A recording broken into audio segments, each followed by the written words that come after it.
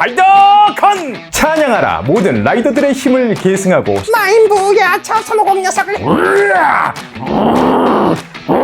다른 배우들하고 경쟁했을 때 메리트가 있느냐, 목소리만 좋아가지고는 안 되고요. 이 프로그램은 인셉션과 함께합니다.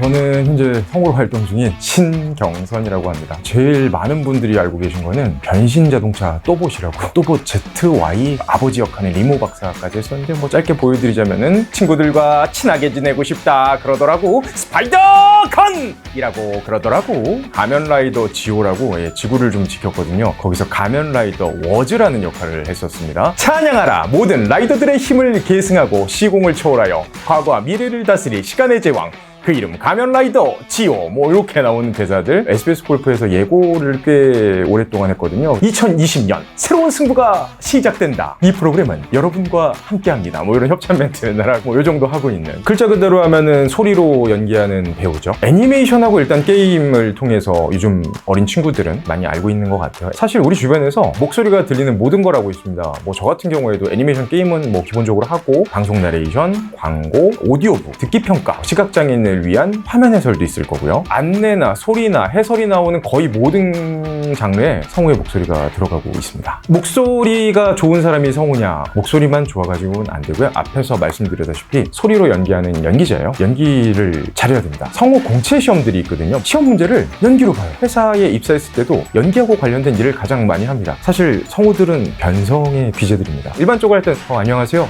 밥 먹었어요? 뭐 이렇게 연기하겠지만, 작은 캐릭터들이나 야비한 캐릭터들 뭐 이런 거 연기할 때 목소리만 이렇게 쫙서 얘기해요. 드래곤볼에 바비디라는 악당 역할이 있어요. 그 캐릭터가 되게 작은 노인 캐릭터예요. 아주 야비하고 밉고 그런 캐릭터예요. 그런 캐릭터 연기할 때는 진짜 목을 거의 안 갖추고 마인부야 저 손오공 녀석을 해치워버려 따따라따 뭐 이렇게 얇게 소리 내기도 하고, 되게 덩치가 크고 막 괴물 같은 역할들 있잖아요. 그런 괴물을 할 땐 목을 많이 긁어서 내요. 예전에 원피스에서 압살롬이라는 반인 반수의 역할을 했던 적이 있어요. 밀짚모자야, 이 녀석을 해치워주마. 스포츠 같은 거 할 때는 힘있게 그들의 새로운 승부가 시작된다. 다양한 목소리를 연구해가면서 사용하고 있습니다. 일단 또봇이 제일 기억에 많이 남고요. 시리즈가 계속 연작이 됐었는데, 가장 마지막에 했던 시리즈 중에 또봇 에슬론이라고, 거기에서 이제 또봇 장고라는 총잡이 역할인데요. 이게 기아자동차 실제 모델 가지고 로봇이 나오거든요. 장고라는 캐릭터가 1호를 모델로 만든 로봇이에요. 제가 그 역할이 되고 나서 1호를 샀어요. 제가 했던 캐릭터를 타고 다니는 2,500만 원짜리 피규어를 산 경험이 있어서 참 그 역할이 기억에 남습니다. 연극영화과에서 연기 전공을 했습니다. 원래는 제가 대학교 때 뮤지컬을 너무 좋아해서 뮤지컬을 하고 싶었어요. 배우다 보니 엄청 늘었는데, 직업이란 관점에서 내가 현장에 나가서 다른 배우들하고 경쟁했을 때 메리트가 있느냐, 그렇진 않았어요. 그래서 오랫동안 배웠던 노래를 딱 그만두고 그랬는데, 이제 졸업하고 나서는 내가 할 수 있는 건 뭐든지 다 해보자, 하나만 걸려라 라는 마인드로 뭐 영화, 연극, 뮤지컬도 노래가 잘 안 되긴 했지만 오디션에는 계속 도전을 했고, 딱히 학원을 다니고 그것만 전문적으로 준비한 건 아니지만 성우 공채도 나한테 올 수 있는 기회다라고 생각을 해서 준비를 했는데, 그 와중에 제일 먼저 저한테 기회가 왔던 거는 영화였어요. 호화 속으로라는 영화에 이미지 단역이라고 하죠. 대사가 한마디도 없는데 거의 그 촬영 전 회차에 나오는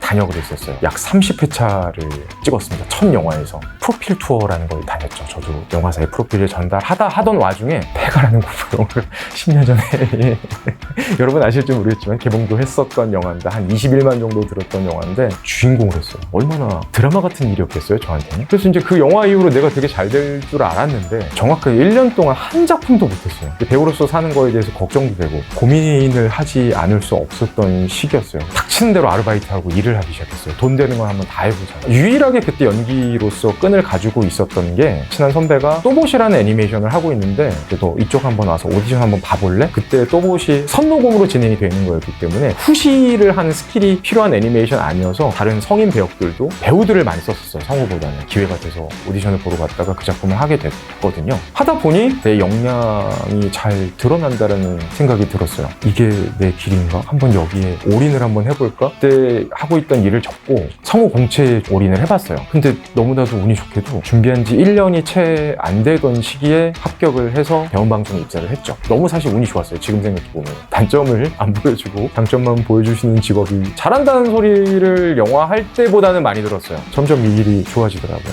일단은 애니메이션을 하다 보면요.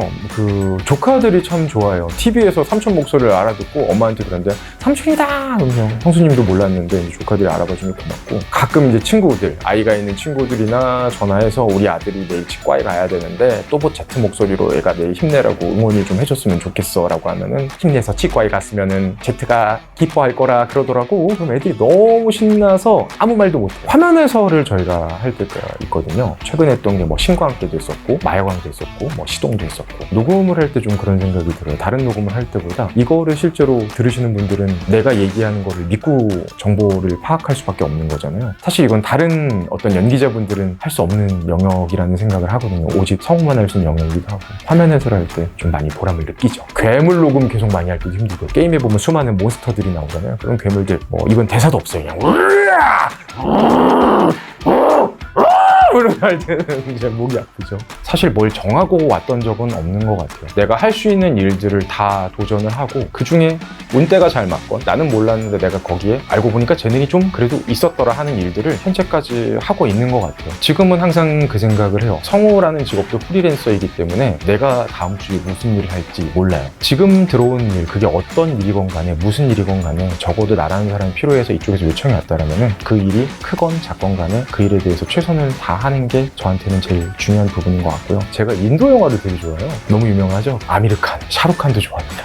하지만 아미르칸을 정말 좋아합니다. 아미르칸 영화 중에 워낙 유명하죠, 국내에서. 세월간이. 되게 어려운 주제인데 아미르칸 영화 보면은 너무 유쾌하지 않습니까? 하지만 가볍지 않은 단갈이라고 그 실화를 바탕으로 만든 레슬링 영화가 있어요. 그 영화도 무척 좋아하고 또 하나 더 꼽고 싶은데 PK, 별에서 널간이고 인도라는 나라에서 신은 이 세상에 과연 존재하는가라는 질문을 정말 유쾌하게 풀어내는, 하지만 결코 가볍지 않은 아미르칸의 영화들을 좋아하는 이유가 참 어려운 얘기를 쉽게 푸는데 그게 가볍지 않아요. 그 중에서 하나를 꼽자면은 저는 세월간이. 다른 분들은 인생 영화만 꼽으라고 하는데 저한테 그런 제안을 하셨어요. 성우님이시니까 그 명장면을 한번 직접 더빙을 해보시면 어떡하냐고. 그래서 저는 아메리칸 더빙 한번 해보는 게 저한테 의미 있는 일이고 해보고 싶은 일이라서 더빙을 준비했습니다. 이따 보여드릴게요. 지금부터 30초 안에 이 용어에 대해서 정의해보세요. 물론 책을 보고 해도 좋습니다. 정답을 찾으면 손을 들어주세요. 누가 1등을 하는지 꼴찌를 하는지 체크하겠습니다. 그럼 지금부터 시작! 그만! 끝났습니다, 교수님.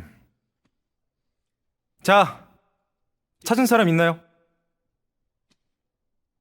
1분 전으로 되돌려서 우리 다시 한 번만 생각해보죠. 제가 문제를 냈을 때 호기심이 생겼나요? 새로운 걸 배운다는 사실에 흥분됐어요? 어땠어요? 교수님? 아니죠. 미친 듯이 레이스만 했죠.